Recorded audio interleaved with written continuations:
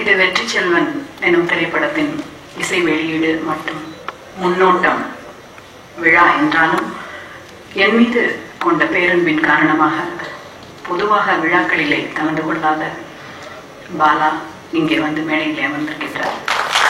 அவருக்கு என்னுடைய நன்றி. என்னுடைய கவிதைகளுடைய தீவிரமான வாசகர், என்னை வாய் நிறைய எப்பொழுதும் அம்மா என்று மரியாதையோடு அழைக்கின்றவர்.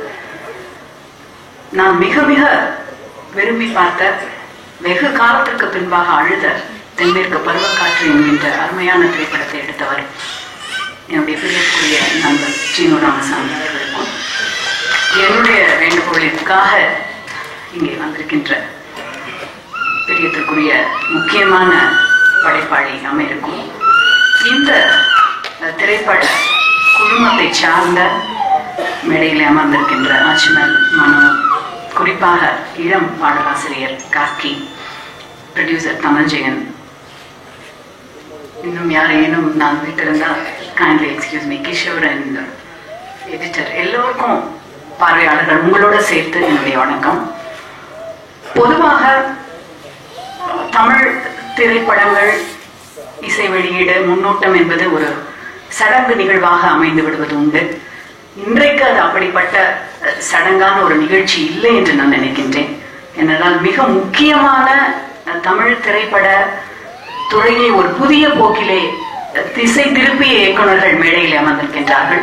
அவர்களுடைய வாழ்த்தோடு இந்த குறுந்தகட வெளியீடு நிகழ்ச்சி நடைபெறுவது என்பது வெறும் சடங்கு மட்டுமல்ல, ஒரு ஆரோக்கியமான மன மகிழ்ச்சிக்குரிய கணம் என்று நான் நினைக்கின்றேன்.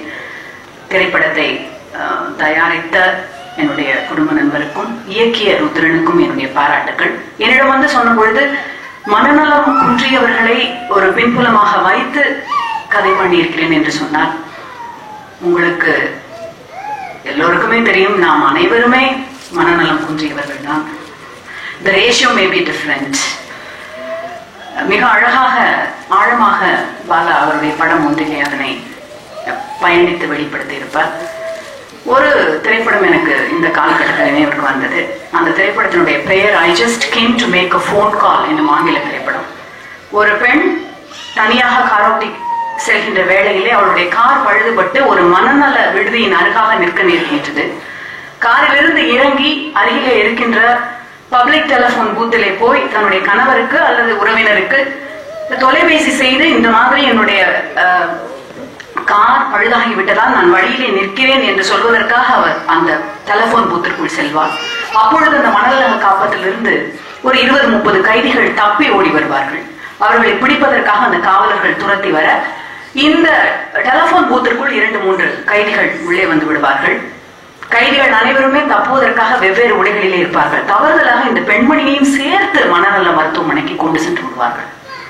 அவள் அந்த படத்தினுடைய ஆரம்பத்திலிருந்து கடைசி வரையும் அனைவரிடமும் சொல்கின்ற வார்த்தை, I just came there to make a phone call. நான் ஒரு தொலைபேசி செய்வதற்காக தான் அங்கே வந்தேன் என்று அவள் சொல்வதை யாருமே காது கொடுத்து கேட்க மாட்டாள். கடைசி வரை இந்த திரைப்படம் அந்த ஒரு வசனத்தை அந்த சொல்கின்ற கதாபாத்திரத்தோடு செல்லும்.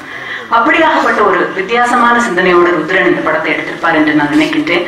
அவருடைய அந்த சிந்தனையை பாடல் காட்சிகளிலே அந்த பெண் கோல்ஃப் அடிக்கும் பொழுது கோன் ஐஸ்கிரீமில் இருக்கின்ற அந்த டாப் கோல்ஃப் பாலாக வெளியே போகின்ற அந்த ஒரு ஸ்பார்க்கிலை பார்த்து நான் ரொம்ப ரசித்தேன்.